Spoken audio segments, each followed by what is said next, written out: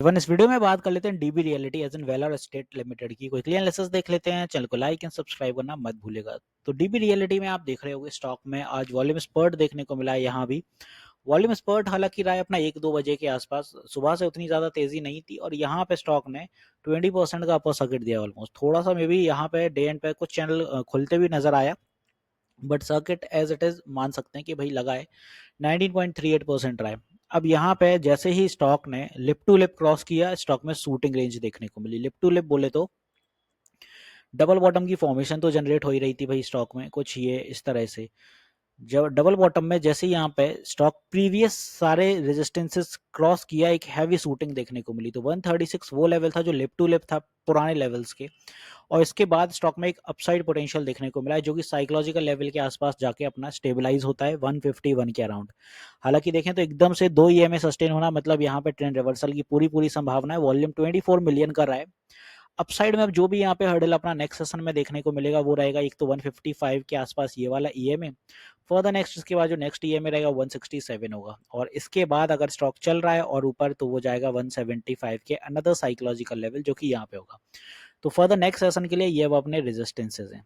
तो क्या यहाँ पे नेक्स्ट भी अपर सर्किट लगेगा, सवाल है मन में भाई। तो यहाँ पे अभी उसका कंफर्मेशन नहीं कह सकते हैं बिकॉज 1 आवर टाइम फ्रेम पे जब आप नजर डालें तो हैविली ओवरबॉट है। तो यहाँ पे अगर मान लीजिए नेक्स्ट सेशन में एक अच्छी बाइंग है 155 निकल रहा है, तब तो कुछ ये शूटिंग के साथ ऊपर निकल जाएगा, बट इंस्टेंट प्रॉफिट बुकिंग आएगी 160 और 170 से, और स्टॉक वापस से यहाँ पे पुल बैक करेगा क्योंकि यहाँ ब्रेकआउट हुआ है। तो एकदम से सूट तो हो सकता है बट रीटेस्टिंग उतनी ही ज्यादा जरूरी रहेगी स्टॉक में।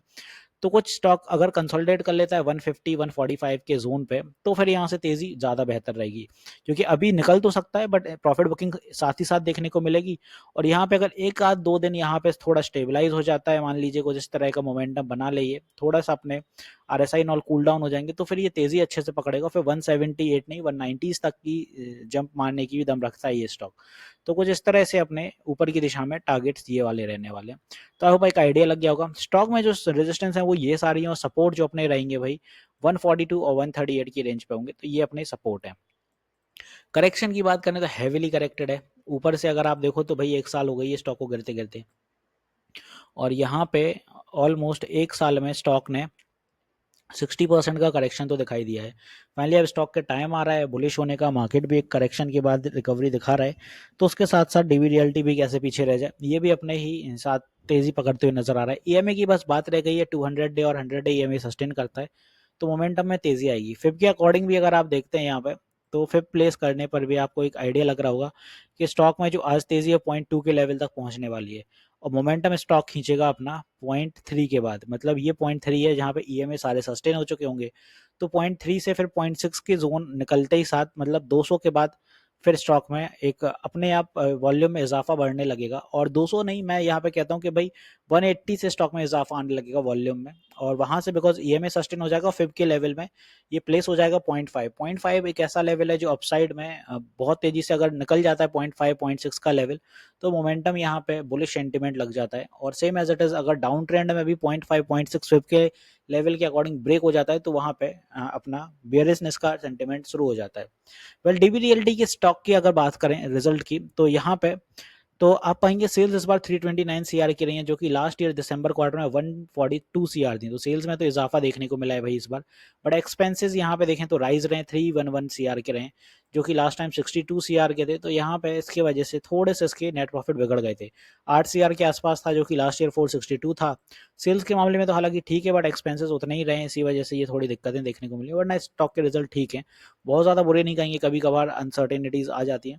एफआई की बात करें तो 3.56% के स्टेक हैं। और डीआई की अगर आप बात करते हैं यहाँ पे, तो एफआई में जो स्टेक है ट्रिनिटी अपॉर्चुनिटी के हैं और डीआई के स्टेक हैं 0.43। प्रमोटर्स यहाँ पे 47.37% के साथ यहाँ पे इंटरेक्ट देखने को मिल रहे हैं।